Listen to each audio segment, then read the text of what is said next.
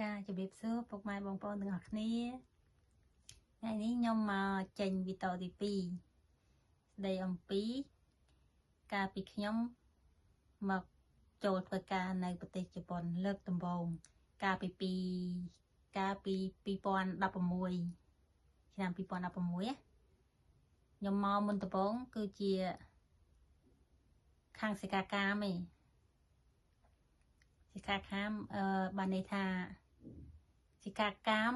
មកហាត់រៀនជំនាញមករៀនផ្នែកជំនាញខាងដេអញ្ចឹងណាកាលហ្នឹងខ្ញុំកាលពីឆ្នាំ2016ហ្នឹងខ្ញុំបានចុះឈ្មោះរៀននៅសាលាមួយរៀនបានប្រហែលជា2 ទៅ 3 ខែបានមានតកែចុះទៅសម្ភាសការងារទៅមើលសមត្ថភាពយើងដេហ្នឹងហើយកាលហ្នឹងដូចជាខែ2ឆ្នាំ2016តកែចុះទៅសម្ភាសពួកខ្ញុំហ្នឹងកាលហ្នឹងចុះទៅមួយវគ្គហ្នឹងជាប់បាន4 នាក់សិស្សស្រីខាងតែចុះឈ្មោះខាងសាលាហ្នឹងក៏តកែទៅសម្ភាសជាប់បាន4 នាក់ខាងដេដូចគ្នាហើយចុះឈ្មោះហ្នឹងគេអត់មានបង់លុយបង់អីទេតដល់ពេលយើងចុះឈ្មោះយើងគេសម្ភាសយើងជាប់បានយើងនឹងចាប់ដើមរៀនបន្តហើយចាប់ដើមធ្វើប៉ាសពតហើយនឹងគេចាប់ដើមទាលុយបង់បដាកាលពីមួយចំនួន2016ហ្នឹងគឺខ្ញុំបង់អស់4500ថ្លៃសាលាថ្លៃរត់ការមានតាំងពីទទួលធ្វើប៉ាសពតហើយនឹងរត់ការផ្សេងស្ថានទូតឬក៏ឯកសារផ្សេងអញ្ចឹងតែផលិតសុខភាពទាំងអីហ្នឹងអស់4500តែបើនិយាយតាំងពីស៊ីចាយទាំងអស់មកវគ្គខ្ញុំរៀនដល់ខែ5មកខ្ញុំបានឡើងមកវាចូលជា4 ខែ 5 ខែដែរហើយខ្ញុំបានឡើងមកជប៉ុនហ្នឹងណាអញ្ចឹងហើយក៏គេទាលុយបង់ប្រគ្រប់មុនដំបូងបង់2000លើកទី2បង់2500អស់ទាំងអស់4500តែកាលហ្នឹងខាងសាលាផ្សេងគេដឹងថាយកប្រមាណនេះតែខាងសាលាខ្ញុំមកនេះគឺអស់4500តែទាំងស៊ីទាំងចាយអីថ្លៃរៀនថ្លៃសូត្រហ្នឹងគឺប្រហែលអស់ជាចុះ$5000មកធ្វើជាសិក្ខាកាមរៀនផ្នែកជំនាញខាងដេមកធ្វើការនៅនេះកាលពីមុនគឺប្រាក់ខែវាថ្លៃលុយយេនគឺថ្លៃតែមកដល់ពេលឥឡូវនេះគឺលុយយេនចុះថោកខ្លាំងណាស់បងប្អូនថោកមែនតើកាលពីមុនលុយយេនឡើង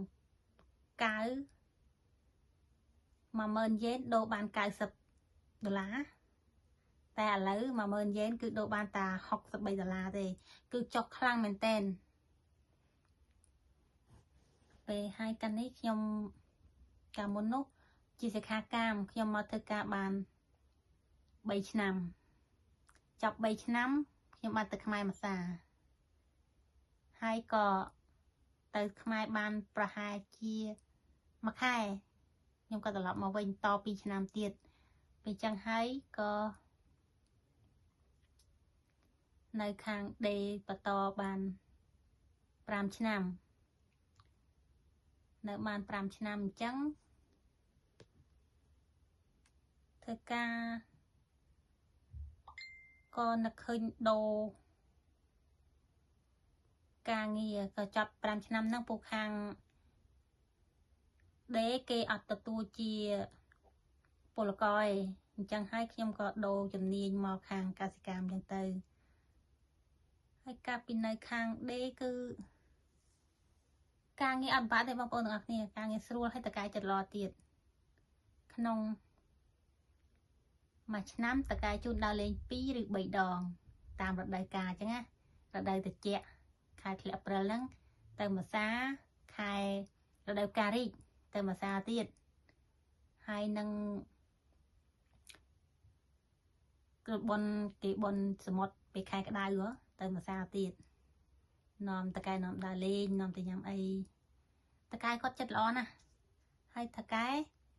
មានតែ2អ្នកប្រិយប្រពន្ធនេះពួកគាត់ស្លូត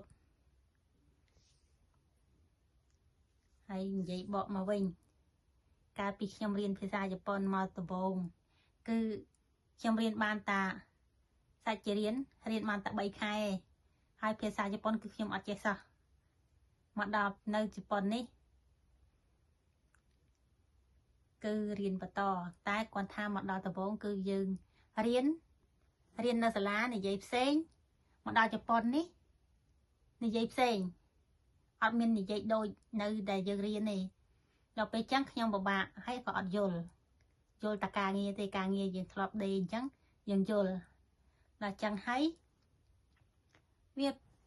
មានអារម្មណ៍ថាពិបាកមិនពិបាកការងារទេគឺពិបាកភាសាជប៉ុនចឹងហើយខ្ញុំក៏សូមផ្ដាំបងប្អូនទាំងអស់គ្នាផ្ដាំទៅបងប្អូនទាំងអស់គ្នាដែលចង់មកជប៉ុននេះសូមមេត្តាខំរៀនភាសាគេឲ្យបានច្រើនព្រោះខ្ញុំឆ្លងកាត់ហើយវាពិបាកណាស់ដែលយើងអត់ចេះភាសាជប៉ុនម្ល៉េះហើយសូមផ្ដាំទៅថាឲ្យខំរៀនឲ្យបានច្រើនស្ដាប់គេឲ្យបានច្រើនបានយើងមកធ្វើការនៅស្រុកគេនេះវាអត់ពិបាកសម្រាប់ខ្ញុំមុនដំបូងគឺខ្ញុំពិបាកខ្លាំងណាស់មានថ្ងៃខ្លះខ្ញុំយំក៏មានដែរព្រោះតកែប្រាប់មកខ្ញុំស្ដាប់គាត់អត់បានគាត់និយាយភាសាគាត់តែយើងស្ដាប់អត់បានព្រោះយើងរៀនបានតិចដើម្បីអញ្ចឹងហើយវាពិបាកពេលគាត់ប្រាប់ការងារទៅយើងអត់យល់ដូចជាពណ៌អាវដូចជាអំបោះនឹងពេលខ្ញុំមកដំបូងណាស្ដាប់អត់យល់ទេពេលអញ្ចឹងហើយខ្ញុំចង់ឲ្យបងប្អូនសាក្រោយរៀនឲ្យយ៉ាងហោចក៏បានទៅ5ទៅ6ខែដែររៀនឲ្យបានច្រើនយល់ភាសាគេឲ្យបានច្រើនបានយើងមកធ្វើការនៅនេះវាស្រួលគេនិយាយមកយើងយល់តែសម្រាប់ខ្ញុំឥឡូវនេះក៏ខ្ញុំនៅតែរៀនដែរតស៊ូបានមកច្រើនរៀនបានខ្លះឥឡូវនេះអាចស្ដាប់គេបានខ្លះមិនពិបាកដូចមុនគេនិយាយប្រាប់ការងារមកយើងយល់តែគាត់ថាពិបាករឿងមួយយ៉ាងទៀតគឺឥឡូវនេះបើសិនជាចង់មកជប៉ុនអីក៏ផ្ទាន់អាលមកល្អជាងនឹងយោបល់ខ្ញុំឯណាព្រោះលុយយេនចុះថោកដុល្លារថ្លៃពីមុនខ្ញុំធ្វើការគឺបាន 180000 ទៅក៏ដូរអាចបាន 1500 ឬ 1600 ដែរតែឥឡូវ 180000 គឺដូរបានតែ 1000 ស្ដើងឯងចឹងបើសិនជាអាចបងប្អូនកុំតន់អាលមកក៏បានដែរកុំតន់អាលសម្រេចចិត្តពូមើលទៅបែបយើងមកក៏អត់ចំណេញអញ្ចឹងណាហើយនៅស្រុកជប៉ុននេះគេកាត់ពន្ធកាត់អីច្រើនមិនកាត់តិចទេកាត់ពន្ធទាំងធានារ៉ាប់រងទាំងណែនគិនទាំងអីសុខភាពហុកកេនកាត់ច្រើនអញ្ចឹងយើងមិនអាចសល់បានសល់ដែរតែសល់តិចតួចបើលុយយេននឹងថ្លៃដូរបានថ្លៃដុល្លារថោកនឹងយើងអាចបានច្រើនតែគាត់ថាឥឡូវនេះកំពុងតែពិបាកមិនពិបាកអីណាស់ណាទេតែគាត់ថាលុយវាថោកពេកយើងធ្វើការបានប្រាក់ខែប៉ុណ្ណឹងជាង 100000 អីប៉ុណ្ណឹងដល់ពេលយើងដូរយើងចាយយើងអីទៅវាសល់តិចចឹងខ្ញុំមានតែប៉ុណ្ណឹងចង់និយាយប្រាប់បងប្អូនទាំងអស់គ្នាហើយនឹងមានរឿងបន្តទៀតតាំងពីខ្ញុំនៅដេរហូតដល់ខ្ញុំដូរពីដេមកខាងកសិកម្មអញ្ចឹងនៅសូមអរគុណបងប្អូនទាំងអស់គ្នាដែលជួយ Subscribe និង Follow Page YouTube ឲ្យខ្ញុំម្នាក់មួយផងដើម្បី ឲ្យខ្ញុំមានកម្លាំងចិត្តធ្វើវីដេអូប្រាប់បងប្អូនបន្តពី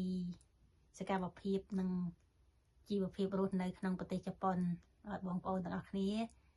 បានដឹងខ្លះថាតើវាពិបាកយ៉ាងណាឬក៏ស្រួលយ៉ាងណាអរគុណបងប្អូនទាំងអស់គ្នាតាមដានទស្សនាវីដេអូនេះពីដើមដល់ចប់អរគុណច្រើនជម្រាបលា